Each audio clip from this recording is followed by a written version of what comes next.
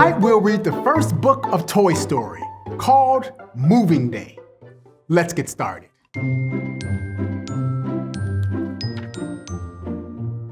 Sid was Andy's next-door neighbor.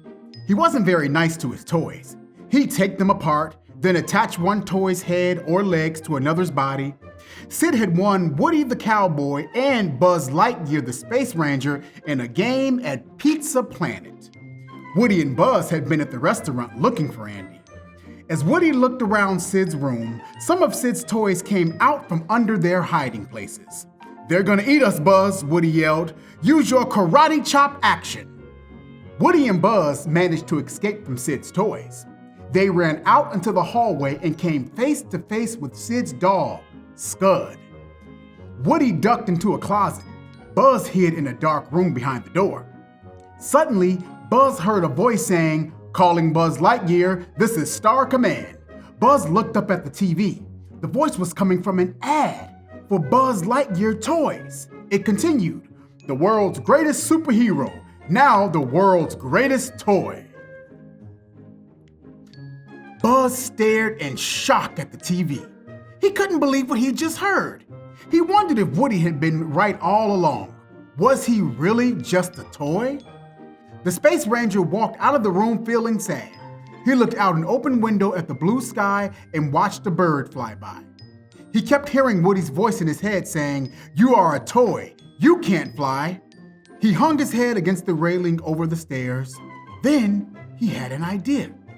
He would prove to Woody that he could fly. He was a Space Ranger. Buzz climbed up and stood on top of the railing. He opened his wing, then he leaped.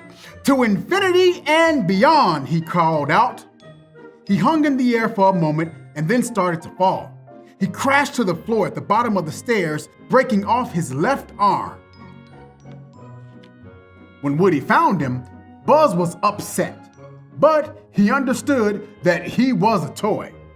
Woody was desperate to get them back to Andy's house. He ran out the open window and called out, "Hey guys!" Andy's toys appeared in the window next door. They were surprised Woody was there. "Oh boy, am I glad to see you guys," Woody said. "Here, catch this." He tossed a string of Christmas lights over to them so he and Buzz could climb across. But Buzz wouldn't move. Woody held out Buzz's broken arm to show that he was with him. The other toys didn't believe Woody. They thought he had hurt their new friend. Woody felt terrible. When he turned around to tell Buzz, he saw Sid's mutant toys closing in around the Space Ranger. Woody ran over to hold them back, but they took Buzz's arm and pushed the cowboy away. Then, after a few minutes, the mutant toys stepped away from Buzz. They'd reattached his arm, and Woody couldn't believe it. Suddenly, the other toys scurried off. Sid was coming. Woody hid under a milk crate, but Buzz wouldn't move. When Sid walked into the room, he held out a rocket. "I've always wanted to put a spaceman into orbit," he said. Then he taped the rocket to Buzz. Sid was about to take Buzz outside when he saw a flash of lightning. "Oh no," Sid cried. He looked at the rocket. The launch would just have to wait until tomorrow. All night, Woody tried to convince Buzz to help him escape. He knew Andy's family was moving the next day and they had to get home. But Buzz didn't care about going home. Andy's house, Sid's house, what's the difference, he said. "I'm just a little, insignificant toy." "Look," Woody said, "over there in that house is a kid who thinks you are the greatest. And it's not just because you're a Space Ranger, pal. It's because you are a toy. You're his toy." Woody tried to convince Buzz all night long, but Buzz didn't even move until he looked at the bottom of his boot. Andy had written his name there. Then Buzz knew what he had to do. He walked over to Woody. "Come on, Sheriff," he said. "There's a kid in that house who needs us." Buzz helped Woody out from under the milk crate.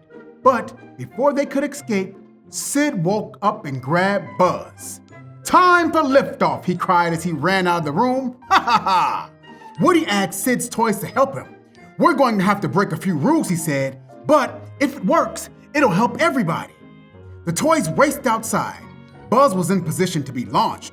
Sid got ready to light the rocket. Then suddenly he heard, "Reach for the sky!" He looked around and saw Woody. He picked up the cowboy. Then Sid's toys came out from under their hiding places in the yard. Soon, Sid was surrounded by all the toys he'd hurt. Sid looked at the toys around him.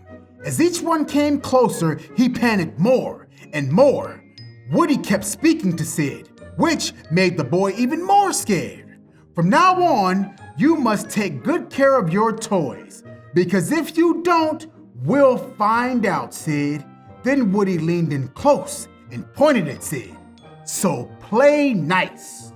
Sid screamed and dropped Woody. He ran into the house and slammed the door as the toys cheered. Woody helped Buzz down the launching pad.